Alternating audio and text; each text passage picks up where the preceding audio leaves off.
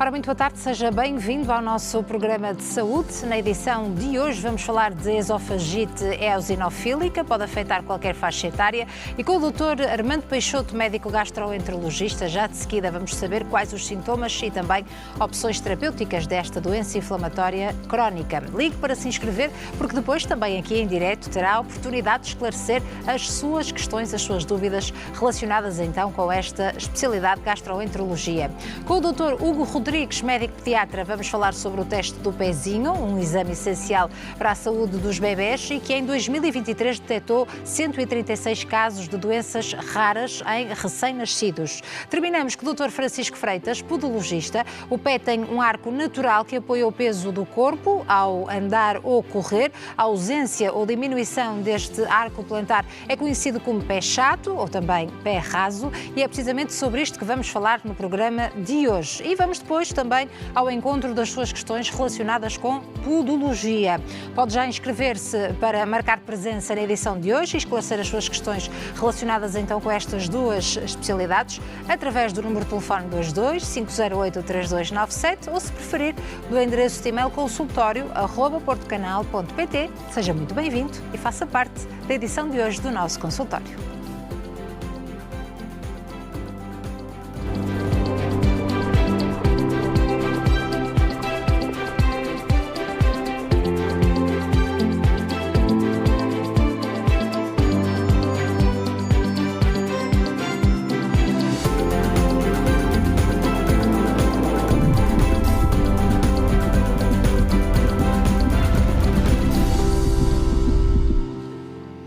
Muito obrigada por já estar desse lado. Hoje, 9 de janeiro, cá estamos de regresso para mais uma edição do nosso consultório, onde abordamos temas que dizem respeito à nossa saúde e bem-estar. Sempre agradecemos, claro, aos nossos especialistas em saúde, convidados que aqui marcam presença diariamente, segunda a sexta-feira, das 3 às 5 da tarde. Hoje tenho a oportunidade então de esclarecer todas as suas questões relacionadas com duas especialidades, são elas gastroenterologia e também podologia, e pode já tratar da sua inscrição através do nosso número de telefone 22 508 3297, também do endereço de e-mail consultório@portocanal.pt. Pode marcar este número se quiser participar por chamada. Também tem disponível o endereço de e-mail consultório@portocanal.pt, repito, para enviar a sua questão por escrito, partilhar connosco o seu caso, o seu testemunho também, como sabe, aqui em direto, dividir connosco a sua opinião, pode juntar-se à nossa conversa. Mas vamos começar precisamente por gastroenterologia. Vamos falar de esofagite eosinofílica. Já sabemos que pode afetar qualquer faixa etária e precisamente está agora connosco o Dr. Armando Peixoto, médico gastroenterologista, a quem agradeço. Muito obrigada, Sr. Doutor, por estar aqui. Obrigado pelo convite. E para nos falar então desta doença crónica, um bom ano antes de mais. Muito obrigada também. Contamos consigo ao longo deste ano, aqui sempre no programa Consultório, e também obrigada por ajudar os nossos telespectadores. E dizia eu, portanto, é uma doença crónica que pode afetar crianças e adultos também, é assim? Exatamente. É uma doença crónica cujo diagnóstico é, em termos da medicina, extremamente recente. Uma doença que até à década de 90 do século passado era praticamente desconhecida e passava muito despercebida. Há quem defenda até que é uma doença dos tempos modernos, sobretudo do século XX e da evolução da nossa sociedade, e, portanto, é um fenómeno que tem sido crescentemente reconhecido no nosso dia-a-dia. Tanto é que leva à necessidade de estarmos hoje aqui a discutir esta doença, que acaba por ser, hoje em dia, um dos principais motivos de morbilidade por doença esofágica. E é uma doença inflamatória do tipo alérgico, embora não tenha os mecanismos relacionados com a alergia, classicamente nós descrevemos de outras doenças, como o caso da asma ou do eczema atópico. É uma doença inflamatória induzida realmente por uma resposta do tipo alérgica, mas a alergia única e exclusiva alimentar. Portanto, pode ser descrita como uma alergia alimentar ou tem aqui umas características diferentes? É a resposta a uma inflamação do tipo alérgico em indivíduos geneticamente suscetíveis que, ao perder essa tolerância, ao desenvolver esse tipo de resposta inflamatória que se perpetua ao longo do tempo, leva à disfunção do esófago, e a sintomas que decorrem daí. É verdade que é uma doença que pode afetar qualquer faixa etária. Diga-se que inicialmente estava mais descrita na população pediátrica, embora hoje em dia a maior parte dos diagnósticos seja feito já na população adulta, sobretudo no sexo masculino entre os 20 e os 40 anos, e são os sintomas esofágicos que realmente predominam nessa faixa etária, ao contrário do que observamos até na pediatria, sobretudo em idades mais novas, em que sintomas que por vezes não têm nada a ver com o esófago, como dores abdominais, diarreias, náuseas, vômitos, acabam por ser o predominante e o diagnóstico até é um bocadinho mais difícil de ser estabelecido. Mas, regra geral, os sintomas são esofágicos e a população mais afetada é precisamente essa dos adultos jovens. Quais são esses sintomas que podem chamar mais a atenção da população em geral e depois dos especialistas, não é? Claro, quando estamos a falar da população pediátrica e dos adolescentes pode não ser tão fácil, porque as manifestações não são tão localizadas a nível esofágico, nós não sabemos muito bem porquê, mas é assim que ocorre. O que nós observamos é que a partir da adolescência e do início da vida adulta os sintomas tornam-se classicamente esofágicos. Embora metade dos doentes reporte sintomas do tipo refluxo, portanto, aquilo que nós chamamos de pirose, o ardor retroesternal, aquilo que são os marcadores clínicos da esofagite eosinofílica tem que ver com a passagem dos alimentos ao longo do esófago e, portanto, aquilo que nós descrevemos disfagia, portanto, dificuldade após a deglutição no trânsito do bolo alimentar até ao estômago e as impactações alimentares, ou seja, a retenção de conteúdo dentro do esófago. E isso é particularmente relevante porque se até meados do século passado era raro haver fenómenos de retenção de conteúdo no esófago que não fossem corpos estranhos, sobretudo nas crianças ou até nos adultos, questões relacionadas com impactações de ossos ou de espinhas de peixe que estão descritas há milénios. A retenção de conteúdo alimentar perfeitamente vulgar da nossa alimentação no esófago, portanto, qualquer refeição pode ocorrer esse fenómeno, é o que tem realmente despertado a atenção desta doença. E, atualmente, mais de metade dos episódios que nós observamos na urgência de impactação alimentar, portanto, a retenção de conteúdo do esófago, é causado pela esofagite eosinofílica e não por, classicamente, outras doenças como eram a doença de refluxo ou até as neoplasias do esófago com obstrução dos mesmos. E, portanto, é preciso ter um limiar de investigação muito baixo, sobretudo em indivíduos jovens que reportem sintomas crónicos no esófago, que às vezes não são assim tão fáceis de ser identificados, porque as pessoas habituam-se a essas dificuldades e vão modificando a sua dieta ao longo do tempo para não ter tanta dificuldade. E passam-se anos sem que realmente sejam observados num médico por causa disto. Mas muitas vezes, quando há esse episódio, há essa necessidade de recorrer ao serviço de urgência, portanto, é de tal forma impactante. Sim. Não é? Cerca de 1/3 dos diagnósticos são feitos na urgência. Ou seja, indivíduos. Nós depois vamos ver a história e já ali havia qualquer coisa, quase sempre. Mas, regra geral, é a pessoa que tem dificuldade na passagem da comida, sobretudo aqueles alimentos sólidos mais secos, é o que reportam, que não necessariamente tem que ver com o alimento a que estão a fazer alergia, e há muitas vezes esta confusão por parte dos doentes. É mesmo a dificuldade em engolir? Um exemplo típico é dizerem que o arroz tem muita dificuldade. Ora, o arroz não é um dos alimentos que mais associação tem com o desenvolvimento da esofagite eosinofílica, mas tem que ver com a dificuldade que um alimento que tem menor conteúdo hídrico na sua passagem, a disfunção do esófago é que leva à sensação da dificuldade.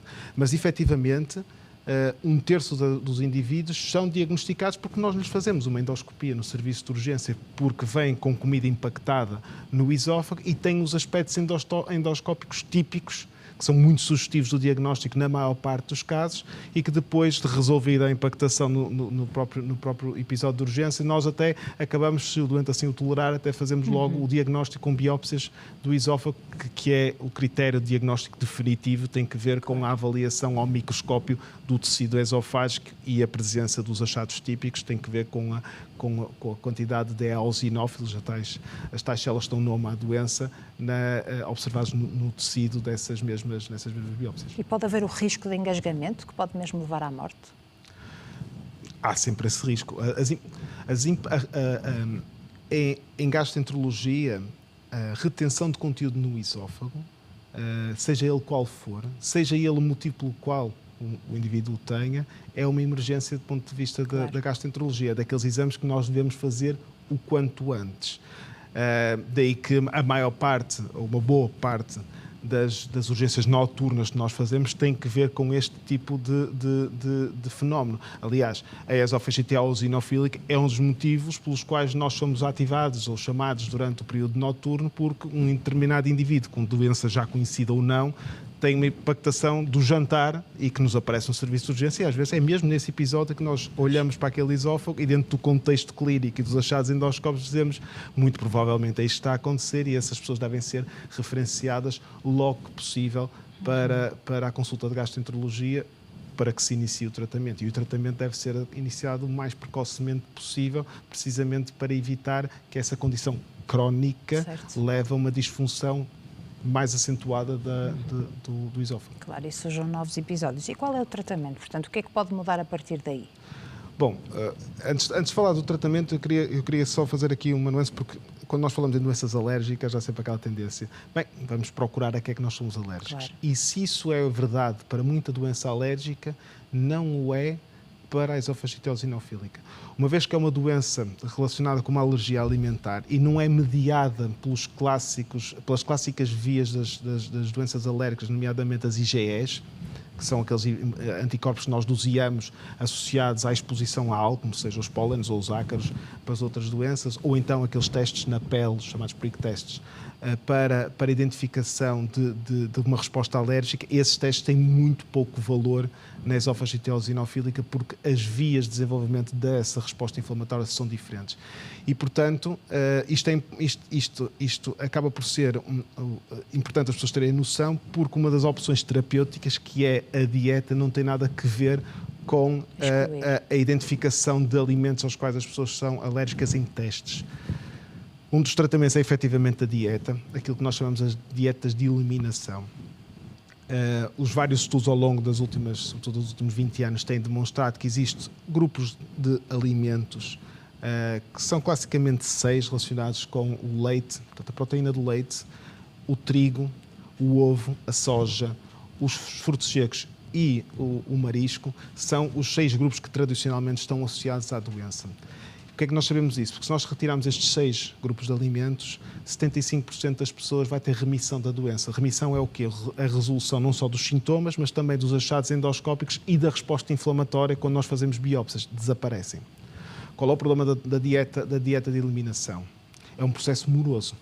Porque nós sempre que retiramos, nós retiramos todos esses grupos e depois fazemos uma endoscopia passado algum tempo para termos a certeza que houve uma remissão da doença, mas depois não vamos eliminar, porque isto é empírico, todos esses grupos alimentares da dieta do indivíduo. E, portanto, a cada reintrodução, uma endoscopia tem que ser feita.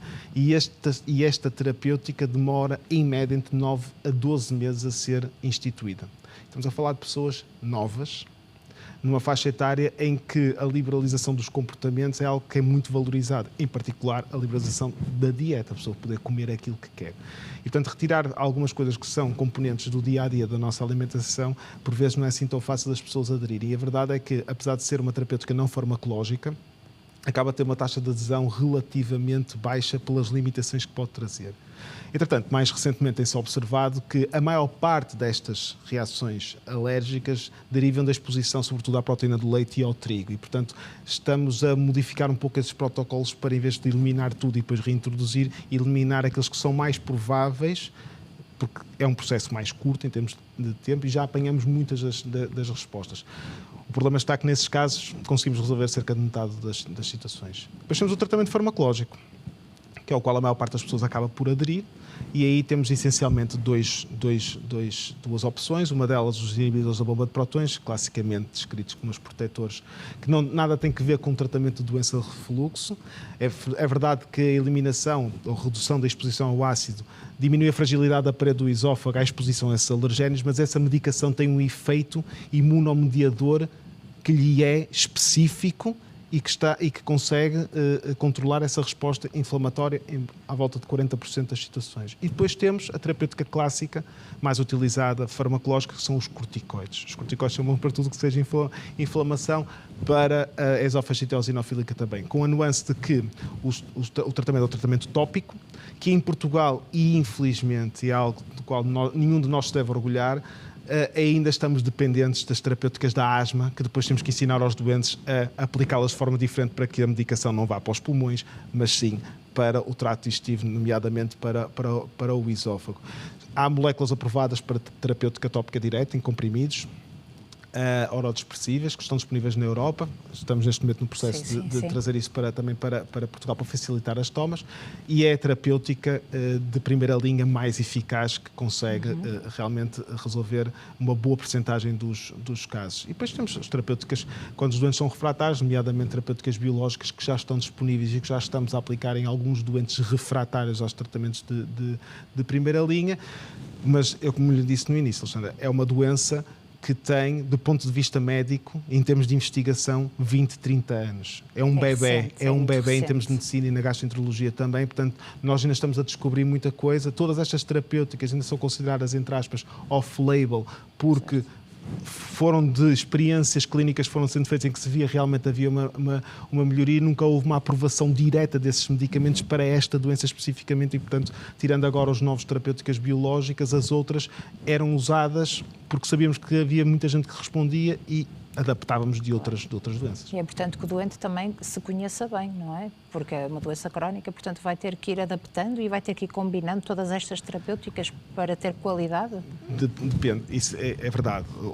Os objetivos... Por exemplo, os corticoides, vai ter que os fazer sempre? Ou depois são substituídos pelos biológicos? Não necessariamente. Essa é uma resposta complexa, porque não tem que ser necessariamente aquilo a que se respondeu inicialmente, aquilo que vai se ter que manter. Certo. Isto por uma razão muito simples. Primeiro, porque o próprio estilo de vida das pessoas pode modificar, e um indivíduo que tenha 20 anos, que esteja na faculdade e que não tem tanta facilidade em controlar a sua alimentação, então prefere, nessa altura, fazer medicação para controlar, não quer dizer que, numa fase mais avançada da sua vida, não queira efetivamente repensar a estratégia e, por exemplo, deixa-me ver a que é que eu faço realmente reação, ou pelo menos procurar perceber se existe alguma forma de eu, reduzindo a exposição na alimentação a determinados alimentos, consigo ter a mesma resposta que estou a ter com medicação e nos próximos anos não tenho que usar medicação. Por outro lado, há situações em que nós temos respostas parciais, e quando estamos a falar de resposta, estamos a falar de sintomas, endoscopia, histologia e níveis de qualidade de vida. Porque estas pessoas sofrem durante anos, muitas vezes de uma forma muda, porque não expressam essas dificuldades, porque muitas vezes acham que há alguma coisa que não está bem com eles, quer dizer, alguma coisa deve ser da cabeça, ou o que seja, de que tem uma percepção que alguma coisa não está bem, porque nem sempre a comida fica retida. Isso fica retida em alguns. Noutros é só... Aliás, é curioso que nós muitas vezes fazemos endoscopias por outro motivo, e de repente temos os achados típicos da esofagite eosinofílica, e no final da endoscopia perguntamos: olha, mas habitualmente a comida passa-lhe bem? E ele: sempre foi um bocado estranho, eu tenho que comer sempre a comida meio passada, já me habituei a isto, já passaram 5, 10 anos deste tipo de fenómenos. Pessoas que evitam jantar ou almoçar fora de casa, ou estarem em convívios com medo de reter os alimentos, ou de ter que comer demasiado devagar, mastigar muito bem, e isso ser reparado por outras pessoas. E, portanto, nós temos que ser muito agressivos e rápidos no tratamento, não só por causa disso, mas porque a inflamação, como acontece, por exemplo, e nós todos conhecemos melhor a doença inflamatória do intestino, nomeadamente a doença de Crohn e ulcerosa, a inflamação persistente no tubo digestivo, seja ele em que segmento for, leva a disfunção não só da função, neste caso o peristaltismo, mas disfunção do ponto de vista estrutural, e, portanto, a deposição de fibrose ao longo do tempo faz com que, em vez de ser uma doença inflamatória, passe a ser uma fibrose instalada, com estenoses, com apertos, com alterações da motilidade, que depois as terapêuticas, sejam elas quais forem, já não conseguem ser tão eficazes, porque já não nos interessa tanto controlar a inflamação, mas aí é abrir caminho para que os alimentos passem, porque ali há muita fibrose. Passa a ser tecido rígido, que muitas vezes leva à necessidade de nós temos que dilatar os esófagos dessas pessoas, mesmo com a terapêutica médica totalmente otimizada. E não sei se lhe fazem muitas vezes também esta pergunta, se há alguma associação com o cancro do esófago também, algum risco? Nunca foi demonstrado. É provável que não haja, embora nunca nos anos, há outros fenómenos de doença crónica no esófago que sim, tem associação com o desenvolvimento de cancro do esófago, mas a esofagite eosinofílica Não. O problema da esofagite eosinofílica é mesmo esse, é o desenvolvimento de complicações, em particular os apertos do esófago, que podem ser refratários a partir de um determinado momento às terapêuticas, e aí ser uma vida às vezes condicionada pela necessidade de nós termos que fazer endoscopias de X em X tempo, porque ficam novamente pior, já não come tão bem. Pronto, e, portanto, é importante que as pessoas tenham a noção de que, se tiverem alguma dificuldade, ter uma sensação de que a comida está a passar pelo esófago, mesmo que ela passe, não é normal. Ponto. É daquelas coisas que a medicina tem que ser estudada, porque a pessoa ter percepção da passagem dos alimentos para o estômago não é normal, deve ser estudada, porque na grande maioria dos casos há algo associado a isso, uma esofagite eosinofílica ou outra coisa qualquer. Está a aumentar a incidência? Têm surgido mais casos? Imagino que as pessoas também estejam mais atentas e procurem precisamente perceber o porquê, não é? Algo que se passa? Sim. Se nós pensarmos em doenças como a asma, o eczema atópico ou as rinites alérgicas, que têm vindo a aumentar, que em parte será explicado pela chamada teoria da higiene, em que nós, pelo facto de nós estamos menos expostos a condições inflamatórias de tipo infeccioso nas fases iniciais da nossa vida, quer seja por causa dos melhores cuidados de saúde, a exposição a antibióticos, vivemos em mundos em que temos que desinfetar todos os espaços e, portanto, temos menos contactos com alguns antigénios dessas infecções. O nosso sistema imunitário passa a acentuar mais respostas inflamatórias de outro tipo, que não são contrabalançadas, nomeadamente fenómenos de alergia ou autoimunidade. E, portanto, a esofagite eosinofílica tem aumentado em paralelo com essas mesmas doenças. Agora, porque é que isto apareceu nas últimas décadas e quase não estava descrito? Isso provavelmente será resultado de um outro fenómeno, que é de que forma é que nós produzimos os alimentos hoje em dia. Ou seja, a erradicação da fome em muitos países foi permitida à conta do processamento dos alimentos, da superabundância de alimentos, que é ótimo do ponto de vista global em situações de países com maior dificuldade, claro, em alimentar e reduzir os níveis de fome mesmo nos nossos países mais ocidentais. Essa modificação dos alimentos, a pequena modificação de aminoácidos que mudam logo a estrutura de alimentos, como por exemplo o leite, mas que permite uma preservação a longo prazo e que permite chegar a mais pessoas, em pessoas geneticamente predispostas é o suficiente para que essa quebra imunológica aconteça e haja este tipo de resposta. E existem alguns estudos preliminares, é verdade, em que quando se modifica para a forma nativa determinados alimentos, existe uma reversão dessa resposta inflamatória. Isso com o leite já está descrito. Agora, se a forma como nós produzimos alimentos vai ser mudada por causa disso, provavelmente não, mas é que nós temos a consciência de que o ser humano não mudou assim tanto, o meio em que ele se insere é que mudou imenso, e este tipo de doenças surge em paralelo com exposições a coisas às quais nós não éramos minimamente expostos há 40, 50, 60, 70 anos. Sr. Doutor, muito obrigada por ter estado aqui connosco no consultório a falar então sobre esta doença crónica inflamatória, esofagite eosinofílica.